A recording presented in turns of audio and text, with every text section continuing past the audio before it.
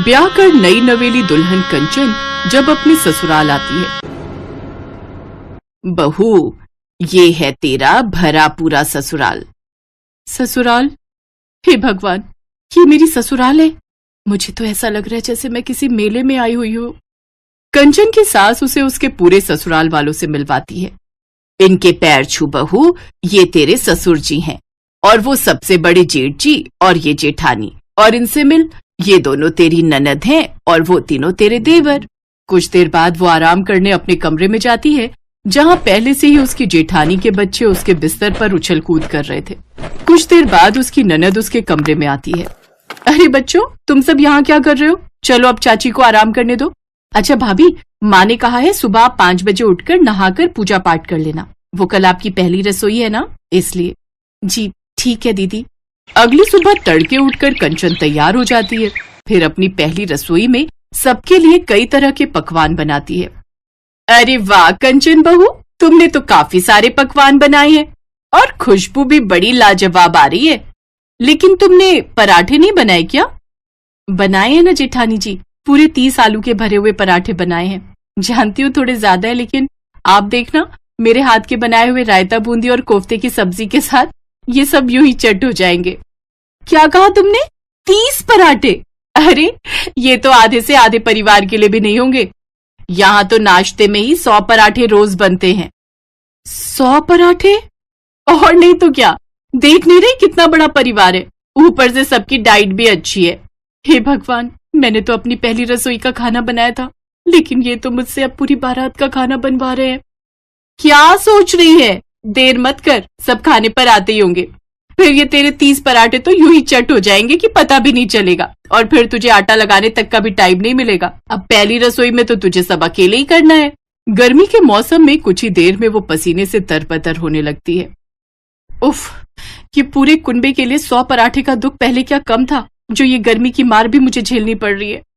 Bye God, ससुराल में पहले दिन ही ऐसा लग रहा है जैसे जिंदगी झंड हो गई हो मेरी। माँ, आज तुम्हारी सचमुच बहुत याद आ रही है। वो अकेले में बड़बड़ाए जा रही थी, तभी उसकी छोटी ननद पुष्पा वहां आती है। क्या हुआ भाभी, 1 घंटे से आप रसोई में खड़ी हो, लेकिन अभी तक आपसे 100 पराठे भी नहीं बने। बाहर सारे पराठे खत्म हो गए हैं। खत्म हो गए? ये लोग इंसान है या जानवर जो बस चरे ही जा रहे। ये लोग मुझे बहुरानी बनाकर लाए या नौकरानी? इतनी जल्दी जल्दी तो कोई रोबोट भी रोटियां नहीं बना पाएगा। हे भगवान, ये कहाँ फंस गई मैं।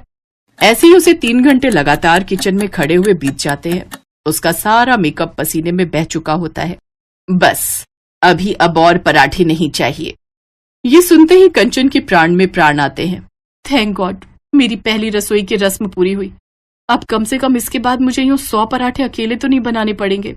शाम को सब औरतें कंचन की मुंह दिखाई के लिए उसके घर आती हैं। अरे बहू की नैन नक्श तो अच्छी है, दिखने में भी सुंदर है, लेकिन इसका चेहरा इतना मुरझाया हुआ क्यों है? अब नाश्ते में ही 100 पराठे बनवाएंगे तो चेहरा तो मुरझाएगा ही ना। जी कुछ नहीं, शादी ब्याह की रस्मों में तो बच्चे थक ही जाते हैं। वैसे भी आपको तो पता है आजकल के बच्चों का कितने नाजुक होते हैं। वाह भाई सासू माँ, चिट भी मेरी पट भी मेरी। वाह वाह वाह वाह। उस रात मुंह दिखाई की रस्म काफी देर तक चलती है, जिस कारण कंचन थक जाती है। उफ, ना जाने ये कैसा पेट है इन लोगों का। ऐसा करूंगी, सुबह नाश्ते में मैं सबके लिए इडली सांभर और पोहा बना दूंगी। हाँ ये ठीक रहेगा, वो जल्दी भी बन जाएगा और इस तरह मैं 100 पराठे बेलने से बच जाऊंगी। अगली सुबह कंचन सबके लिए नाश्ते में इडली सांभर और पोहा बनाकर तैयार कर देती है। ये क्या नाश्ते में भला ये इडली सांभर और पोहा कौन खाता है भाई? नहीं नहीं, हमें तो पराठे ही खाने। जब तक 10-15 पराठे खाकर डकार ना आ जाए तब तक तो समझो पेट भरा ही नहीं जी। ये इडली सांभर तो हमारे दांत के नीचे भी ना आए। ठीक कहा, छोटी बहू जाओ, जाकर सबके लिए पराठे बनाकर ले आओ। जी माँ जी। गुस्से में कंचन रसोई में जाती है। इतने अच्छे दिल से मैंने इनके लिए नाश्ता बनाकर रखा था, लेकिन वो सारा खराब हो जाएगा। जब इन सबको पराठे ही खाने थे तो पहले ही बोल देते, कम से कम यूं गर्मी में खड़े रहकर पसीना तो नहीं बहाना पड़ता। कंचन फिर जल्दी से ढेर सारा आटा गूंथती है और पूरे 2 घंटे बाद 100 पराठे बनाकर तैयार कर लेती है और सबको सर्व करती है। लेकिन इस तरह वो काफी थक जाती है। इसी तरह वो दिन भर काम में लगी रहती। ऐसे ही रात का समय आता है। कंचन सबके लिए दाल चावल बनाकर तैयार कर देती है। अरे ये क्या बहू, तूने सिर्फ दाल चावल बनाए हैं? इसके साथ थोड़े बहुत पराठे भी बना लेती। इतने बड़े परिवार का भला दाल चावल से क्या ही होगा। हे राम, फिर पराठे? हाँ, यहाँ सबको पराठे खाने होते हैं। जी तो चाहता है पराठों में जहर डालकर खिला दूं इन सबको। फिर कंचन गुस्से में रसोई में जाकर सबके लिए पराठे बनाने लगती है। ऐसे ही 2 दिन बीत जाते हैं। तीसरे दिन वो फिर से सबके लिए गर्मी में खड़े रहकर पराठे बनाती है।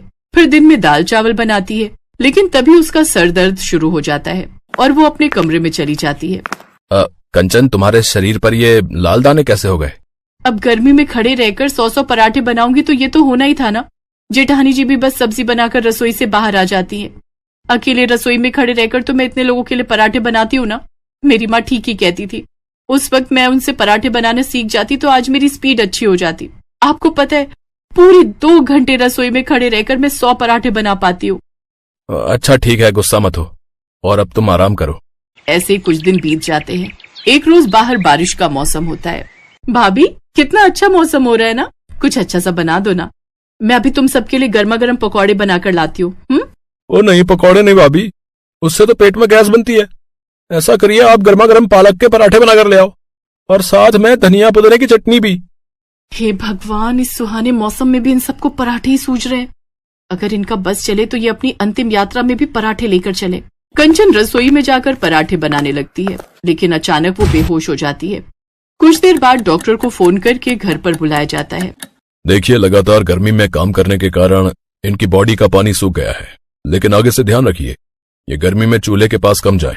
और हाँ, आप सबने जो अपने टेस्ट करवाए थे उनकी रिपोर्ट भी आ गई है। आप सबका फैटी लिवर हो गया है, इसलिए अब से आप पराठे जितना कम खाएं उतना आप लोगों के लिए अच्छा होगा। नहीं तो बच्चों से लेकर बूढ़ों तक सबको अस्पताल भर्ती करना पड़ेगा। डॉक्टर की ये बात सुनते ही उन सबको अपनी गलती का एहसास हो जाता है और अब वो सब लिमिट से ही खाना खाते हैं और पराठे खाना भी बेहद कम कर देते हैं, जिससे अब कंचन को भी अपने बड़े ससुराल में कोई प्रॉब्लम नहीं रही।